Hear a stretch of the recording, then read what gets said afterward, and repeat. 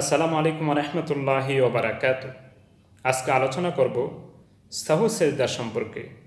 সুপ্রিয় দর্শক, নামাজ এমন একটি আবাদত যে আবাদতের মাধ্যমে বান্দা আল্লাহর সাথে কানে কানে কথা বলে। অর্থাৎ একটা মানুষ যখন আল্লাহু আকবার বলে নামাজ শুরু করে, এর মানে হলো যে সে আল্লাহর সাথে কানে কানে কথা বলতেছে, আল্লাহ তা শুনতেছেন।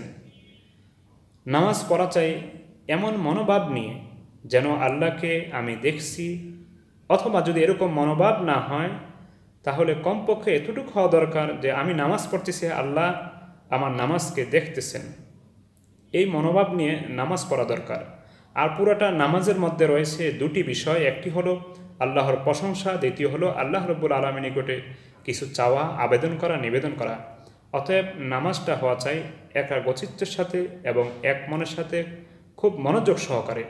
তা সত্ত্বেও আমরা যেহেতু মানুষ, এ কারণে ভুল হতে পারে।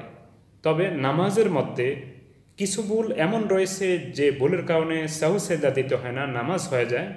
সেটা হলো নামাজের কোনো সুন্নত ছুটে গেলে, অথবা কোনো মুস্তাহাব ছুটে গেলে, অথবা কোনো সুন্নত আগে পরে হয়ে গেলে।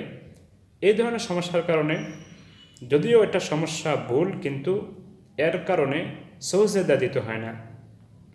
আর যদি নামাজের মধ্যে নামাজের যে 6টি ফরজ রয়েছে কোনো একটি ফরজ ছুটে যায়, তাহলে এর কারণে সাহু সেজদা দিলেও নামাজ হবে না, বরং দ্বিতীয়বার নতুন করে নামাজ পড়তে হবে।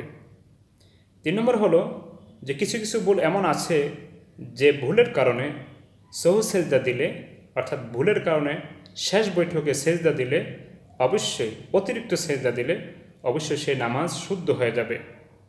এ সম্পর্কে আমি বলছি যে তাহলে কোন ভুল?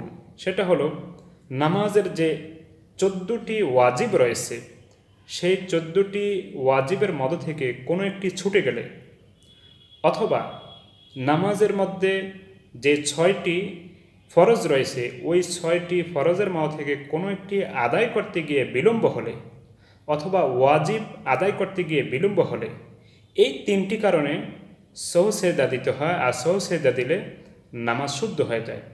এবার আসুন সাহু সেজদা কীভাবে দিব। সাহু সেজদা দেওয়ার নিয়ম হলো, নামাজের শেষ বৈঠকে, চাই আপনি 2 রাকাত পড়েন অথবা 4 রাকাত পড়েন, শেষ বৈঠকে প্রথমে আত্তাহিয়াত পড়বেন, তারপর ডান দিকে সালাম ফিরাবেন, তারপর 2টি সেজদা দিবেন। সেজদার মধ্যে অন্যান্য সেজদার যেই আপনারা সুবহানা রব্বিয়াল আলা পড়েন, এই সেজদার মধ্যেও সুবহানা রব্বিয়াল আলা যার যত ইচ্ছা তা পড়বেন। তারপর সোজা হয়ে বসে আবার আত্তাহিয়াতু, দুরূদ শরীফ এবং দোয়া মাসুরা পড়বেন। পড়ার পর ডান দিকে বাম দিকে সালাম ফিরিয়ে নামাজ শেষ করবেন। সুপ্রিয় দর্শক, ভিডিওটি যাতে লম্বা না হয় এজন্য আমি নামাজের ফরজগুলি এবং ওয়াজিবগুলি ভিডিওটির ডিসক্রিপশনে বক্সে দলিল প্রমাণ সহ লিখে দিব। আশা করি আপনারা দেখে শিখে নেবেন। আল্লাহ তাআলা সকলকে সঠিক বুঝার এবং সঠিক আমল করার তৌফিক দান করুন। আমিন। আসসালামু আলাইকুম।